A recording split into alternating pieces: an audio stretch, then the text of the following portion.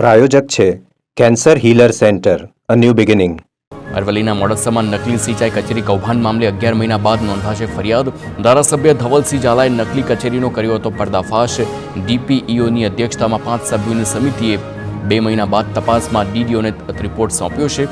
સરકાર સમક્ષ રિપોર્ટ રજૂ થયા બાદ થશે ફોજદારી કાર્યવાહી.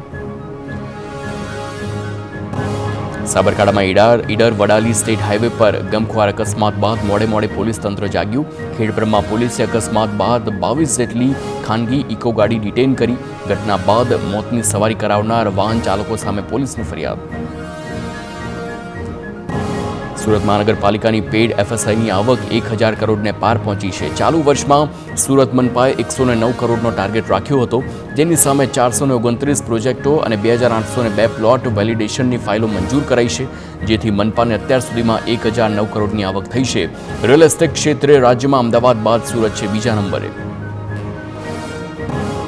સુરતવાસીઓને વધુ એક ફ્લાઇટની ભેટ મળી છે. એર ઇન્ડિયા એક્સપ્રેસ દ્વારા સુરત ગોવાની નવી ફ્લાઇટની જાહેરાત કરાઈ. 30 માર્ચથી એર ઇન્ડિયા એક્સપ્રેસની ગોવાની ફ્લાઇટ શરૂ કરાશે.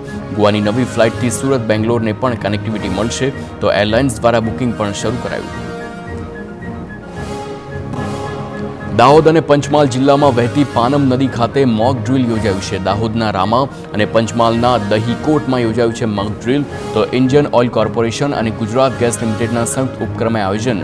પેટ્રોલિંગ પર નીકળેલ સ્ટાફને ઇન્ડિયન ઓઇલ કોર્પોરેશનના પાઇપલાઇનમાં ક્ષતિ જણાતા તાત્કાલિક સ્ટાફને જાણ કરાઈ. દ્વારકા જગત મંદિરમાં આગામી 14 માર્ચે પૂનમના દિવસે રંગોનો ફૂલ લોલ ઉત્સવ ઉજવાશે. બપોરે 1:30 થી 2:30 વાગ્યા સુધી જગત મંદિરમાં ઉજવણી કરવામાં આવશે, જેમાં લાખો ભાવિકો ભગવાન સાથે રંગો રમી ઉત્સવ ઉજવશે. દ્વારકામાં જઈ રહેલા પદયાત્રીઓ અકસ્માતનો ભોગ ન બને તે હેતુથી જામનગર પ્રશાસનની કામગીરી. Gujarat state road development corporation દ્વારા યાત્રીઓને રિફ્લેક્ટર અને લાઈફ જેકેટનું વિતરણ કરવામાં આવ્યું છે. રાત્રિના સમયે હાઈવે પર ઘણા યાત્રીઓ પગપાળા જઈ રહ્યા હોય છે.